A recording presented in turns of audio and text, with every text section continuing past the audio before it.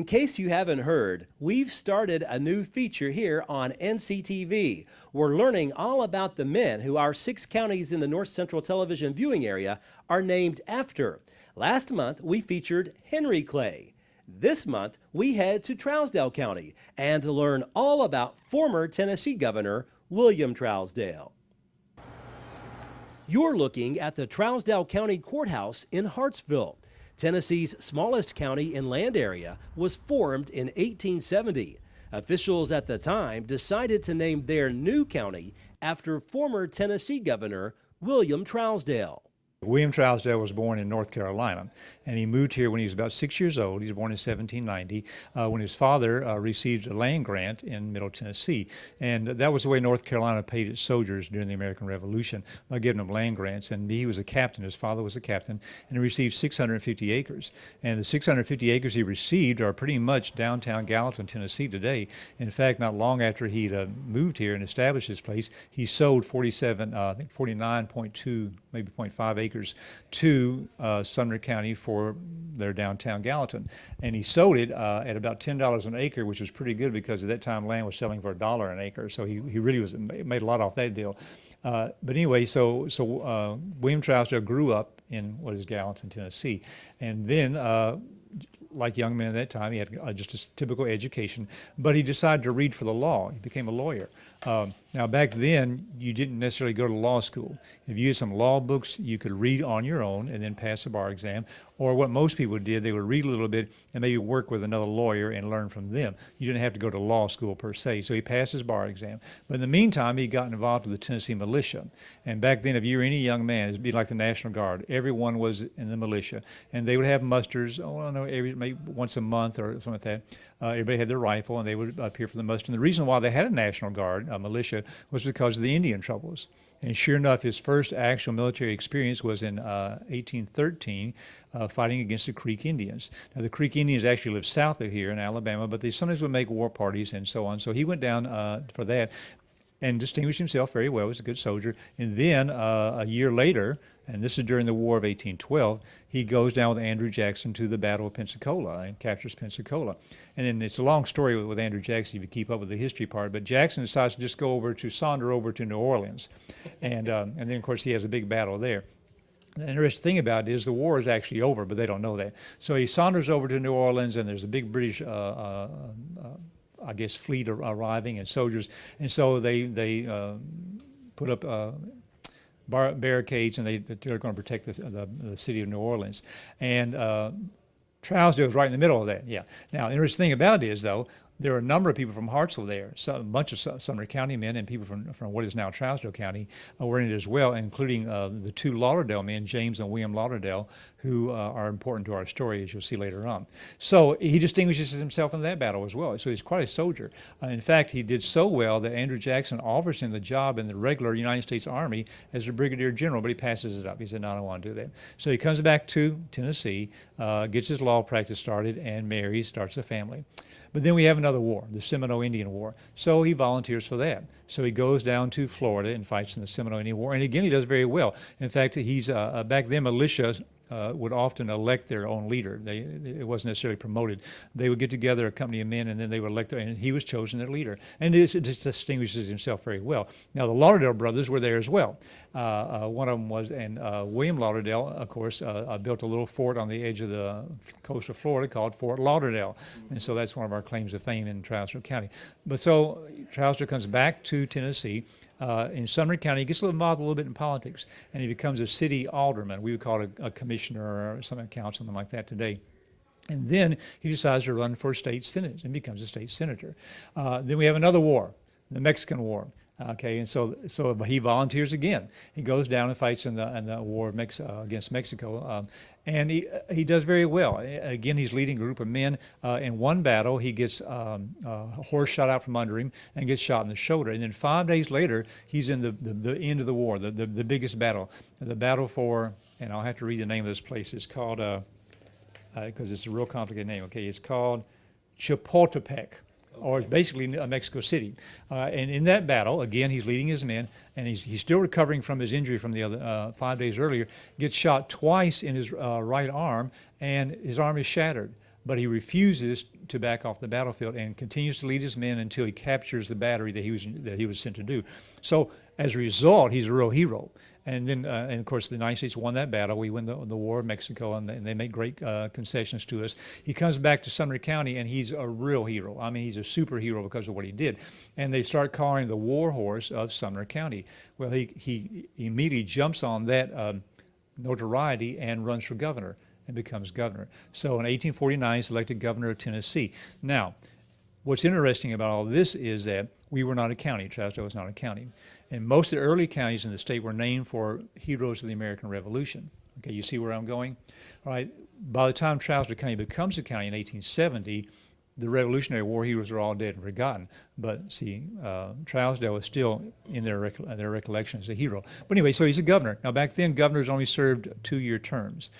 So he's not reelected, although by all accounts he did a decent job. But there were simply other people, you know how politics is, and someone else came along, and he was the flavor of the day, I guess. Mm-hmm. So, but that's not the end of his career. Trousdale was offered a job as minister to Brazil by the then President James Monroe. Now, today we call that an ambassador. Now, it was an iffy thing whether he'd take it or not, because his family didn't particularly want to go anywhere. In fact, his family didn't go with him. In fact, his wife stayed in Gallatin when he was governor of the state. She didn't want to live in Nashville. And of course, that's not so far away.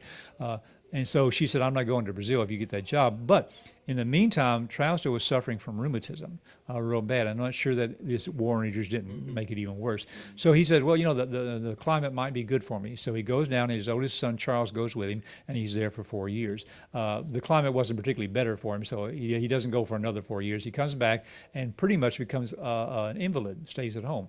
Now, Trousdale, what is now Trousdale County, Hartselle was Sumner County's second largest city. That's before he had Hendersonville. And for a number of years, the people in Hartselle had wanted their own county. But the state had a limit on how small a county could be, and we were just too small if we did boundaries.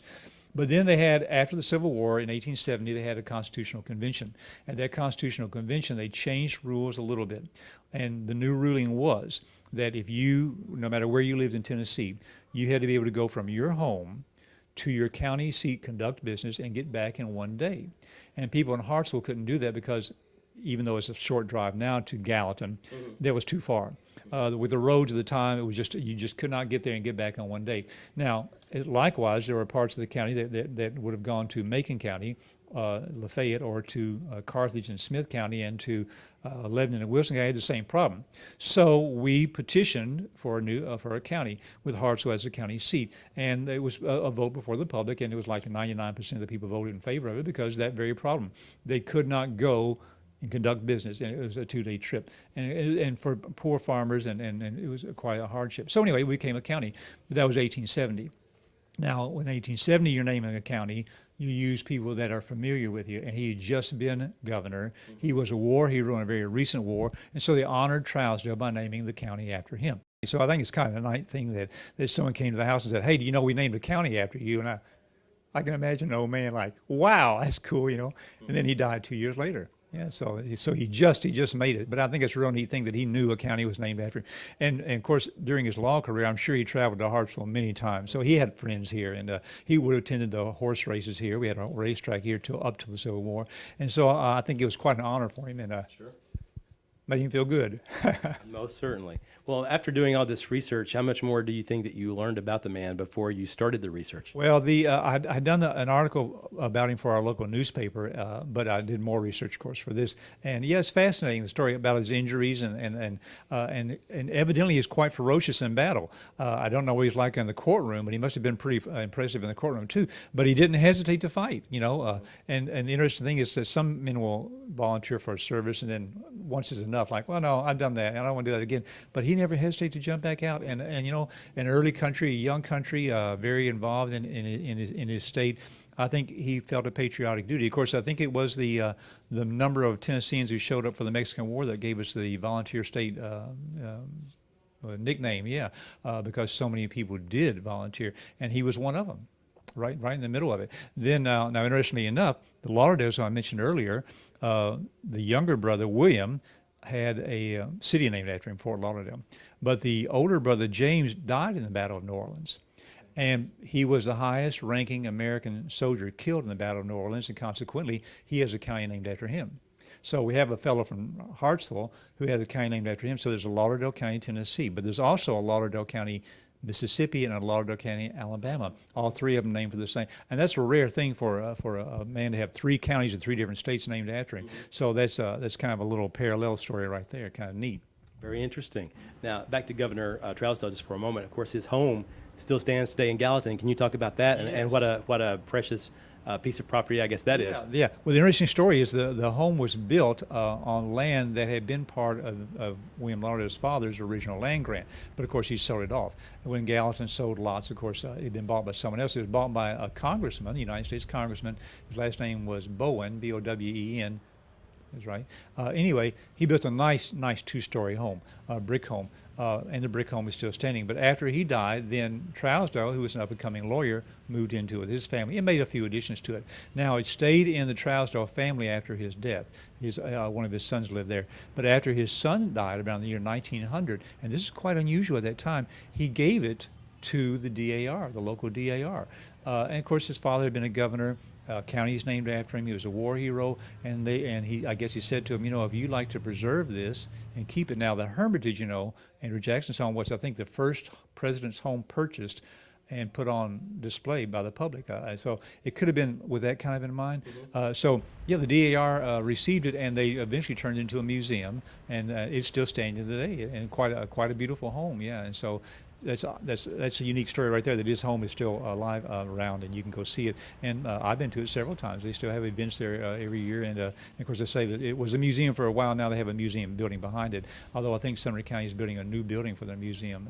But the home is still standing, and I'm sure it'll be there another 100 years. It's in great shape. Going back to 1870 one final time, do you think that the folks who lived in Trousdale County in those years, do you think they made the right call by naming this county after him? Yeah, I think so too, because he had a connection. I mean, some of these other counties, they were named for American revolutionary heroes who never even came to Tennessee. But they were celebrities, of course, at the time. But we have a real connection with Trousdale, and just like I say, his home's still standing right there. Yeah, I think they made a very good choice. Next month, we'll head to Smith County and learn about its namesake, Daniel Smith. Reporting in Trousdale County, Barry Hyatt, NCTV.